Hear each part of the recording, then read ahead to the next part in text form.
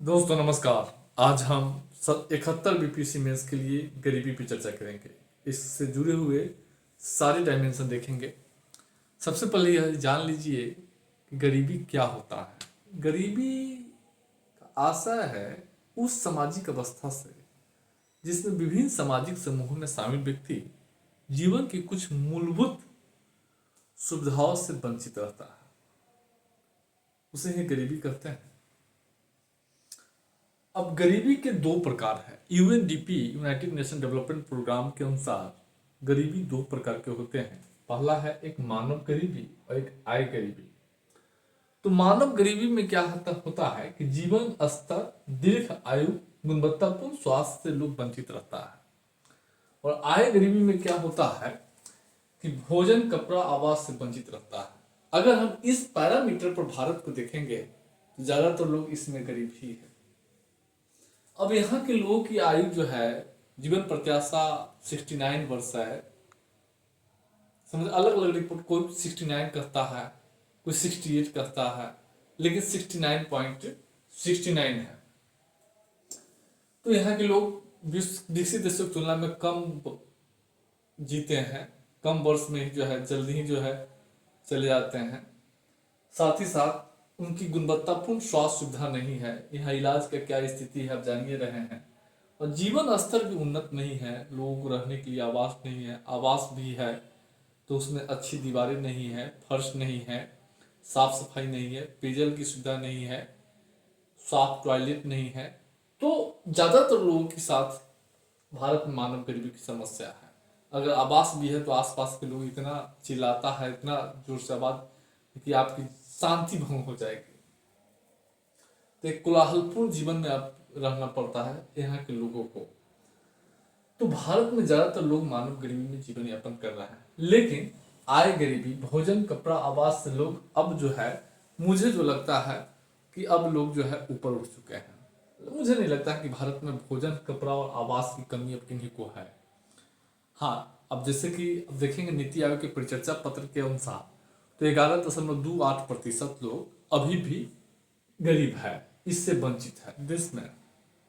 लेकिन ज्यादातर लोग इससे ऊपर उठ चुके हैं। लोग अब इसका संघर्ष कर रहे हैं, भोजन, कपड़ा, आवास का संघर्ष नहीं कर रहे हैं। अच्छा जीवन स्तर कैसे हो इसका संघर्ष कर रहे हैं। आप लोग भी डीएसपी डीएम बनने जा रहे हैं इसी के लिए, मानव गरीबी को दूर करने के लिए। ध्यान रखिएगा। तो गरीबी के दो प्रकार हम देखे हैं यूएनडीपी के अनुसार, मानव गरीबी, आय गरीबी। अब हम देखेंगे भारत में गरीबी के कारण क्या है। अभी भी भारत की 11.28% जनसंख्या बहुआयामी रूप से गरीब है। बिहार में देखेंगे तो 26% लोग अभी भी बहुआयामी रूप से गरीब है, 26 पॉइंट कुछ है। तो आखिर इस गरीबी के पीछे क्या कारण है? तो सबसे बड़ा कारण है आर्थिक कारण। क्योंकि गरीबी जो आर्थिक कारण से ही सीधा जुड़ा हुआ है। तो सबसे बड़ा कृषि पर श्रम शक्ति का भार। अगर भारत में देखेंगे तो आज भी भारत के 46.1% कार्यबल कृषि पर अपने रोजगार के लिए निर्भर है। बिहार में 54.2% कार्यबल, कृषि श्रम शक्ति कृषि से रोजगार प्राप्त करता है। और कृषि के साथ समस्या है, कृषि एक असंगठित व्यवसाय है, उसमें काम करने वाले लोग असंगठित होते हैं, उनमें आय स्तर नीचा होता है। उद्योगों की तुलना में कृषि क्षेत्र में आय स्तर जो है बहुत कम होता है। तो 54% बिहार में लोग कृषि से रोजगार प्राप्त कर रहे हैं, तो उनका आय स्तर नीचा ही रहेगा। जब आय स्तर नीचा रहेगा तो जीवन स्तर नीचा रहेगा और गरीबी के दुश्चक्र में फंसे रहेंगे। उद्योग और कृषि दोनों में अगर आप देखेंगे तो एक व्यक्ति एक साल में उद्योग में काम करके वो 1.5 लाख कमा लेगा, 1 लाख कमा लेगा। लेकिन एक आदमी कृषि में काम करेगा तो मुश्किल से 20,000 रुपया कमाता है। यहाँ 300-400 मजदूरी है। औद्योगिक क्षेत्रों में आप ओवरनाइट कर लेंगे तो आपको जो है 1,000 मजदूरी आपको मिल जाएगा। तो आप कृषि पर श्रम शक्ति का भार ज्यादा है। तो कृषि पर, क्योंकि कृषि की तुलना, कृषि में उत्पादकता कम होता है और उद्योग की तुलना में आय कम होता है उसमें। तो अगर अधिक जनसंख्या कृषि पर निर्भर है तो जो निर्भर जनसंख्या है औद्योगिक क्षेत्रों में जो काम नहीं कर रहा है, कृषि से रोजगार प्राप्त कर रहा है, तो उसकी आय कम होगी। आय कम होगी तो जीवन स्तर कम खराब होगा। जीवन का स्तर निम्न होगा और गरीबी के दुचक्र में फंसा रहेगा। तो से बाहर निकालने के लिए कृषि पर जो श्रम शक्ति का भार है उसको उद्योग में भेजिए। आप देखेंगे बिहार या भारत में बाहर कमा के लोग गरीबी से बाहर निकले हैं। गांव में रह के गरीबी के दुश्चक्र से कोई बाहर नहीं निकलता है, कोई नहीं निकल पाया है। सब लोग बाहर से जो है निकला है, क्योंकि उद्योग में काम करके, गांव में खेत में काम करके कोई आदमी गरीबी से बाहर नहीं निकल पाया। न आवास बना पाया है, न गाड़ी ले पाया है, न अच्छा खाना खा पाया है, न जो है डिजिटल जो है आइटम का उपभोग कर पाया है। तो श्रम शक्ति बहुत बड़ा जो है गरीबी के कारण है। दूसरा है विनिर्माण क्षेत्र कमजोर है। भारत के जीडीपी में 70% मैन्युफैक्चरिंग सेक्टर का योगदान है। अब बिहार के जीबीए में 7% के आसपास मैन्युफैक्चरिंग सेक्टर का योगदान है। यानी औद्योगिकरण का कम योगदान, औद्योगिकरण कम हुआ है। जब तक औद्योगिकरण नहीं होगा तब तक जो जनसंख्या है उसको रोजगार नहीं मिलेगा, और रोजगार नहीं मिलेगा तो उसको आय नहीं होगी। तो इसकी विकास बिहार में उद्योग धंधों की कमी के कारण ही, इसकी कमी के कारण ही जो है अधिक संख्या 26% जो है जनसंख्या अभी भी गरीब है। भारत में अगर अभी भी लोग गरीब है तो इसके पीछे 17% ही जीडीपी में योगदान है मैन्युफैक्चरिंग सेक्टर का। जब तक उद्योग धंधों का विकास नहीं होगा, दुनिया की कोई ताकत भारत से गरीबी नहीं मिटा सकता है, बिहार से गरीबी नहीं मिटा सकता है। यह बात ध्यान रखिएगा, क्योंकि यही मैन्युफैक्चरिंग सेक्टर्स में ही लोगों को रोजगार मिलता है और इसी से लोगों की आय बढ़ती है और गरीबी दूर होती है। उसके बाद सामाजिक क्षेत्र पर निम्न व्यय। भारत में अगर देखेंगे तो सामाजिक क्षेत्र पर बहुत निम्न है। सामाजिक क्षेत्र में शिक्षा, स्वास्थ्य, संस्कृति, रहन सहन, इस पे खास सुरक्षा, भोजन, इस पे खर्च है। तो अभी भी देखेंगे सरकार में भारत और पूरे देश के राज्यों को मिलाकर देखेंगे तो सामाजिक क्षेत्रों पर व्यय विकसित देशों की तुलना में बहुत कम किया जाता है। हालांकि बिहार में तो बढ़ा है। अभी देखेंगे मात्र 25 लाख करोड़ पूरे राज्य मिलाकर, वह अनुमानित है बजट आर्थिक सर्वे 24-25 के अनुसार। 16-17 में कितना था? 11 लाख करोड़। तो जब तक आप शिक्षा, स्वास्थ्य पे खर्च नहीं करेंगे, सांस्कृतिक गतिविधियों पर खर्च नहीं करेंगे, कमजोर वर्गों पर खर्च नहीं करेंगे, तब तो गरीबी से बाहर कैसे निकलेगा? आपको खर्च करना पड़ेगा। कोई चीज अगर खराब है तो उसको बाहर निकालने के लिए उसको आपको मेहनत करना पड़ेगा। तो इसका है। दूसरा है आर्थिक समृद्धि के लाभों में असमान वितरण। देखिए, आर्थिक समृद्धि, सरकार गरीबी दूर करने के लिए तेज आर्थिक समृद्धि को बढ़ावा दे रही है। सरकार कहती है कि हम आर्थिक समृद्धि को बढ़ावा देंगे तो समृद्धि जो है रोजगार के माध्यम से लोगों तक पहुंचेगा। ट्रिकल डाउन थ्योरी के माध्यम से समृद्धि करेंगे, आर्थिक समृद्धि, गरीबी दूर होगी। लेकिन गरीबी दूर नहीं हुआ है, यह असमानता बढ़ा। आर्थिक समृद्धि का लाभ सबको नहीं मिल पा रहा है। देश के कुछ राज्यों को मिल रहा है, देश के कुछ लोगों को मिल रहा है। अभी भी देश के 1% अमीर आदमी के पास देश के राष्ट्रीय संसाधन का 40% उसके पास है। मां 50% आबादी के पास 3% संपत्ति है देश के। तो कैसे हो पाएगा? तो आर्थिक समृद्धि के लाभ का असमान वितरण नहीं होने के कारण, समाज के सभी लोगों में समान वितरण नहीं होने के कारण ऐसा स्थिति गरीबी है। राजनीतिक और प्रशासनिक कारण में देखेंगे तो जो गरीबी निवारण कार्यक्रम है उसके क्रियान्वयन में कई विसंगतियां हैं। सबसे पहले तो भ्रष्टाचार व्याप्त है, लोग जेल में जाता है, और आप लोग भी अधिकारी बनेंगे तो जानते ही हैं। और इस देश में एक बात सुन लीजिए, सारा आदमी का यही उद्देश्य होता है पैसा कमाए।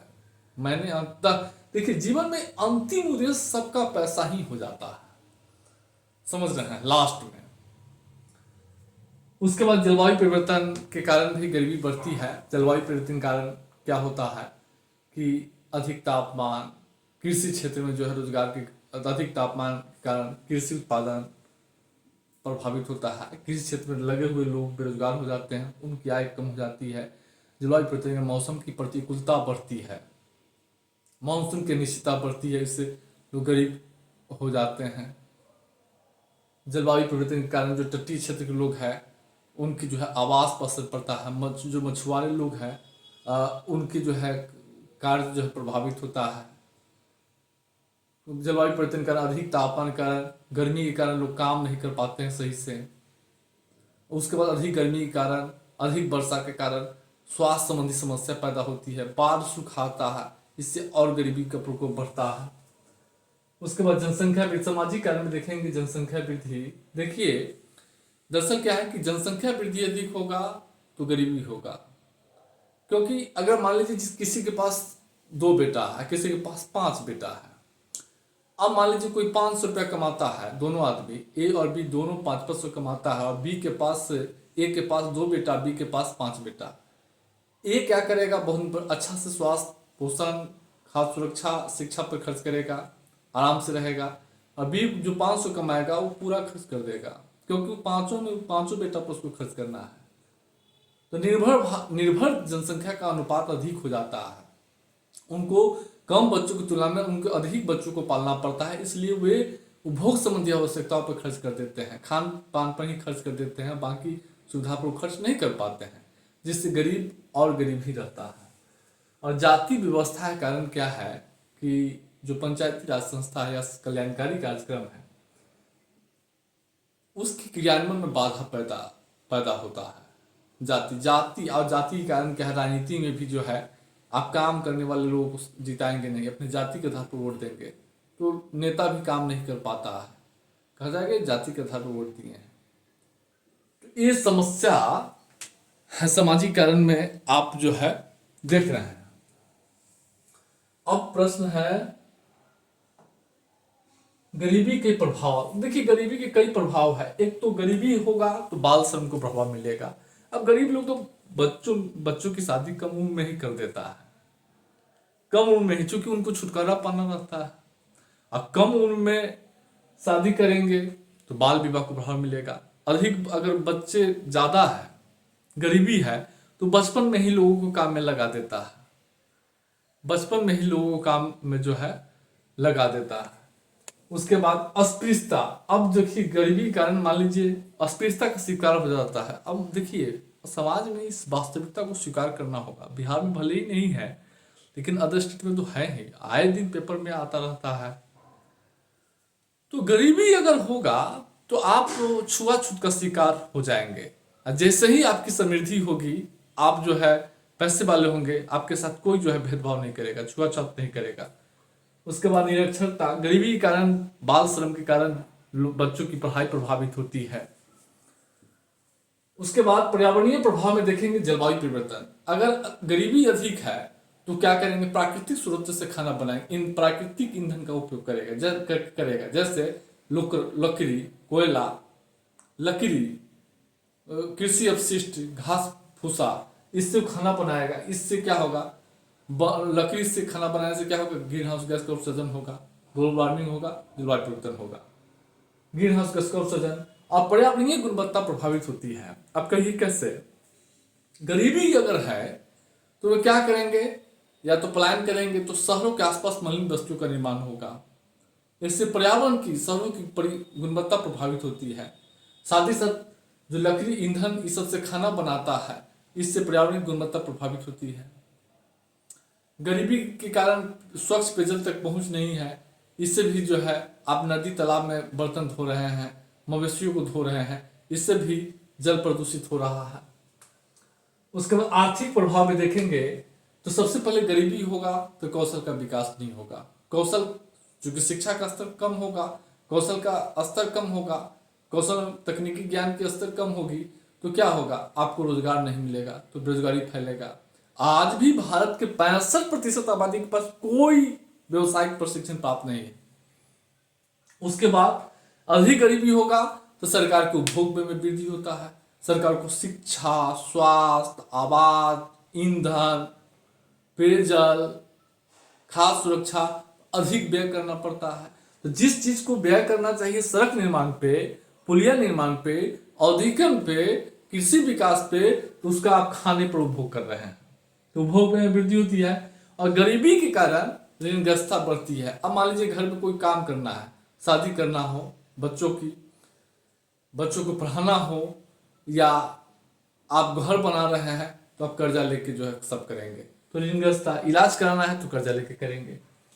और जीडीपी में निम्न वृद्धि। अब देखिए क्या होगा कि गरीबी होगा तो आप साबुन, तेल, साइकिल, मोटरसाइकिल, आवास ये सब नहीं बना पाएंगे, कपड़ा, जूता ये सब नहीं।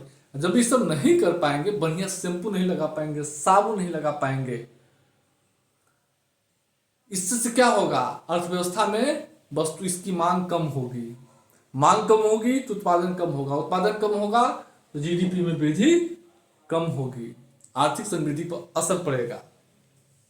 इसलिए आर्थिक समृद्धि को प्रोत्साहित करना है तो गरीबी दूर करना होगा, लोग के हाथ में पैसा आना चाहिए। जब तक पैसा नहीं आएगा, लोग साबुन, तेल, आवास, मकान, गाड़ी कैसे खरीदेंगे, शैम्पू, लेक्मे की लिपस्टिक, एक और आता है फेयर लवली, ये सब कैसे खरीदेंगे? ये सब नहीं खरीदेंगे तो कैसे उत्पादन होगा? उत्पादन नहीं होगा, अर्थव्यवस्था, आर्थिक समृद्धि कम होगी।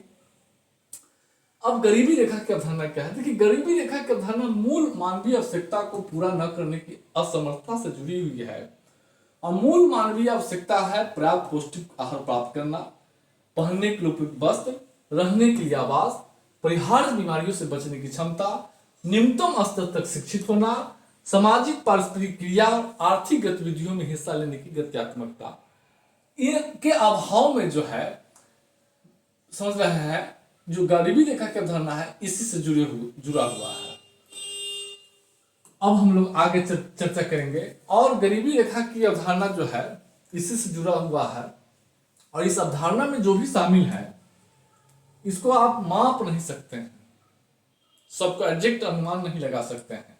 जब एग्जैक्ट अनुमान नहीं लगा सकते हैं तो एक उपभोग स्तर के आधार पे न्यूनतम जीवन स्तर प्राप्त करने के लिए कितना पैसा चाहिए, उसके आधार पे गरीबी का अनुमान लगाया जाता है। तो गरीबी के अनुमान के लिए स्वतंत्रता से पहले भी दादा भाई नौरोजी ने अनुमान लगाया था, स्वतंत्रता के बाद भी बहुत सारे अर्थशास्त्री जैसे दांडेकर व्रत, ओझा, वर्धन, ये सब अनुमान लगाए हैं। और कुछ अनुमान दिखाएंगे गरीबी का एस्टिमेट। तो 1979 में वाई के अलग कार्यदल का गठन किया गया था। वाई की अलग कार्यदल कहा कि 2400 कैलोरी से कम और 2100 कैलोरी से कम उपभोग करने वाले व्यक्ति गरीब माने जाएंगे। 2009 में तेंदुलकर कार्यदल का गठन किया गया। 2004-5 के आधार पर इन्होंने बताया कि ग्रामीण क्षेत्रों में 446.68 रुपया प्रति व्यक्ति प्रति माह और शहरी क्षेत्रों में 578.8 रुपया प्रति व्यक्ति प्रति माह से कम कमाने वालों को इसको गरीब माना गया है। इसके आधार पे 41.8% जो है जनसंख्या 2004-5 के स्तर पे ग्रामीण क्षेत्रों में गरीब था और शहरी क्षेत्रों में 25.7% जनसंख्या गरीब था। भारतीय स्तर पर देखेंगे तो 37.2% जनसंख्या गरीब था।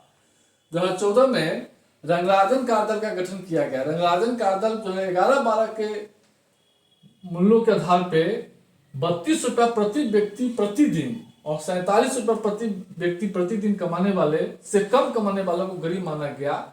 और इसके आधार पर ग्रामीण क्षेत्रों में 30.9% और शहरी क्षेत्रों में 26.4% लोगों को गरीब माना गया। अखिल भारतीय स्तर पे 29.5% जनसंख्या को गरीब माना गया।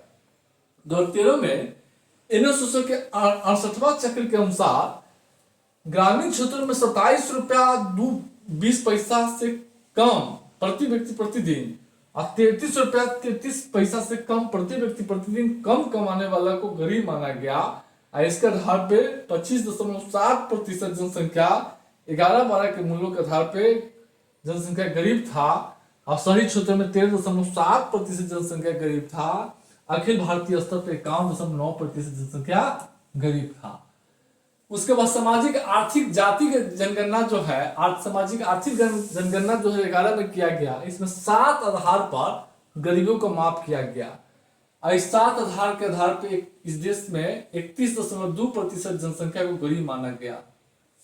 विश्व बैंक गरीबी की माप के लिए प्रति व्यक्ति प्रतिदिन $2.15 को से कम कमाने वाला को गरीब मानता है।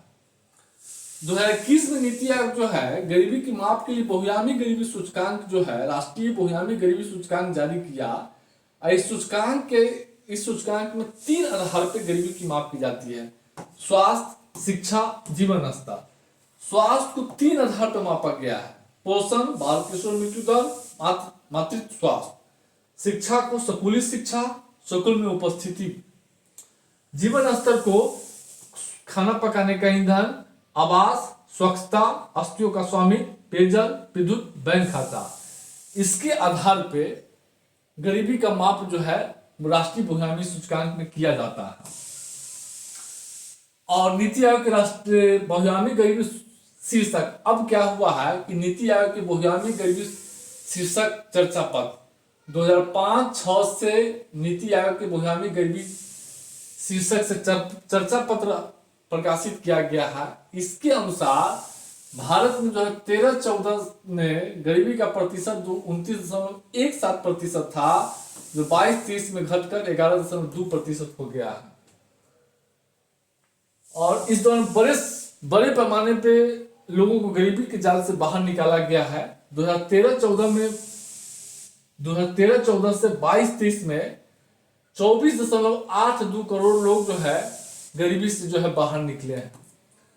क्षेत्रीय रुझान में देखेंगे तो उत्तर प्रदेश में 5.94 करोड़ लोग गरीबी से बाहर निकले हैं 2013-14 से 2022-23 के बीच। बिहार में 3.77 करोड़ जो है गरीबी से बाहर निकले हैं। मध्य प्रदेश में 2.30 करोड़ लोग गरीबी से बाहर निकला है। और इस चर्चा परिपत्र के अनुसार 26.99% जनसंख्या बिहार में बहुआयामी रूप से गरीब है और भारत में 11.28%। अब गरीबी निवारण की रणनीति क्या है? बिहार सरकार या भारत सरकार गरीबी निवारण की क्या रणनीति अपनाती है? तो सबसे पहले सरकार जो है क्या करती है, आर्थिक समृद्धि पर जोर देती है। हर सरकार का मानना है कि हम आर्थिक समृद्धि तेज करेंगे तो गरीबी स्वतः दूर होगा। कैसे दूर होगा यह देखिए। आर्थिक समृद्धि तेज होने का अर्थ है उत्पादन में वृद्धि। उत्पादन होगा तो लोगों को उस दौरान रोजगार मिलेगा, आय बढ़ेगा। उत्पादन होगा तो सरकार को राजस्व की प्राप्ति होगी, टैक्स के रूप में राशि प्राप्त होगी। और उस टैक्स से सरकार गरीबी उन्मूलन कार्यक्रम, शिक्षा, स्वास्थ्य, खाद्य सुरक्षा, पेयजल, रोजगार इस पे खर्च करेगी और स्वतः गरीबी दूर होगा।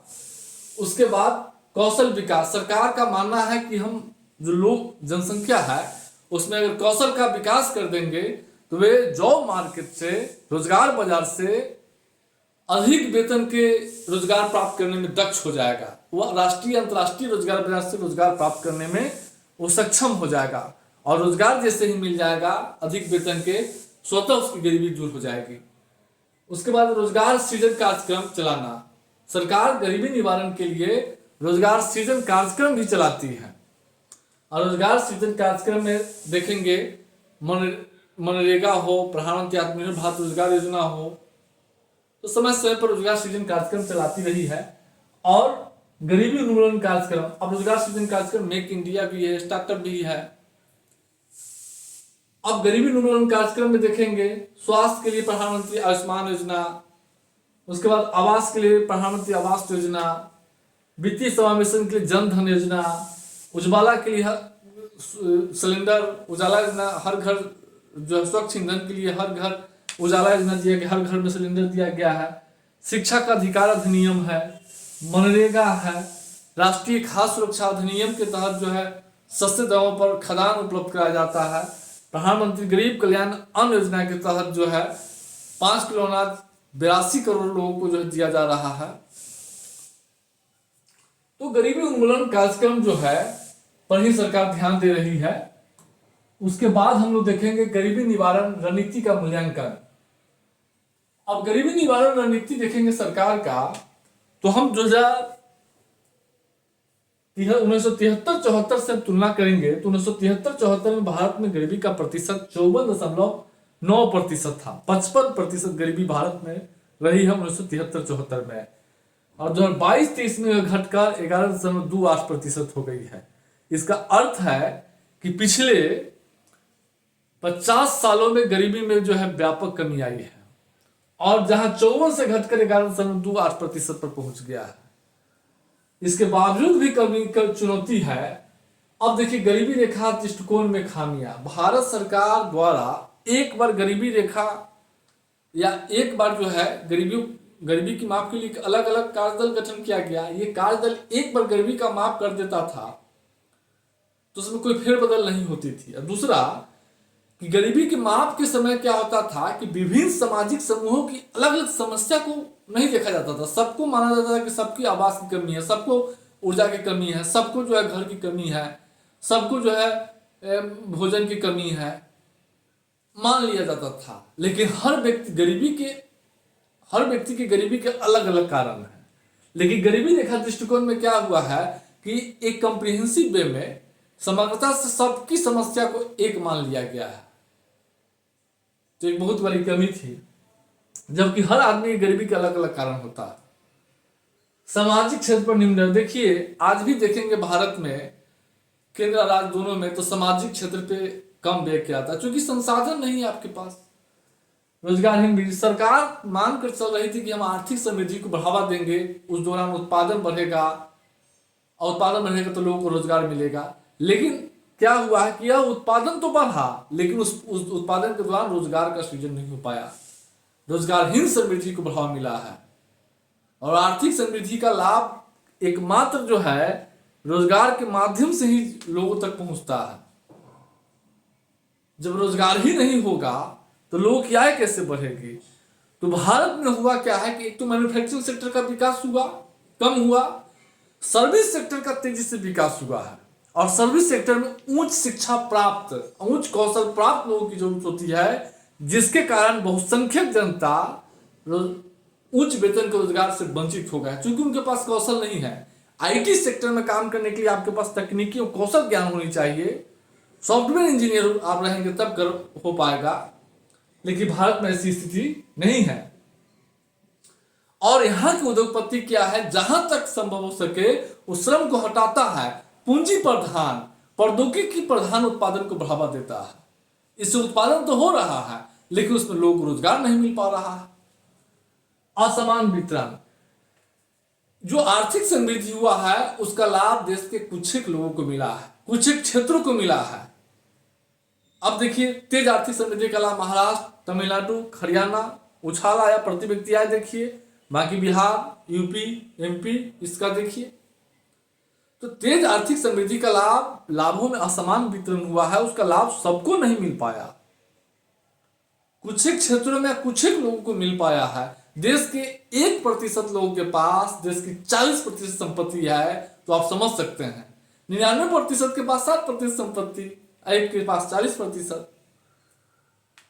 और प्रशासनिक दक्षता की चुनौती, जो वेलफेयर प्लान्स है या रोजगार गरीबी उन्मूलन कार्यक्रम है, उसके क्रियान्वयन में जो है एक तो पात्र लाभार्थी छूट जाता है, दूसरी ओर उसके क्रियान्वयन में भ्रष्टाचार का भेद चढ़ जाता है।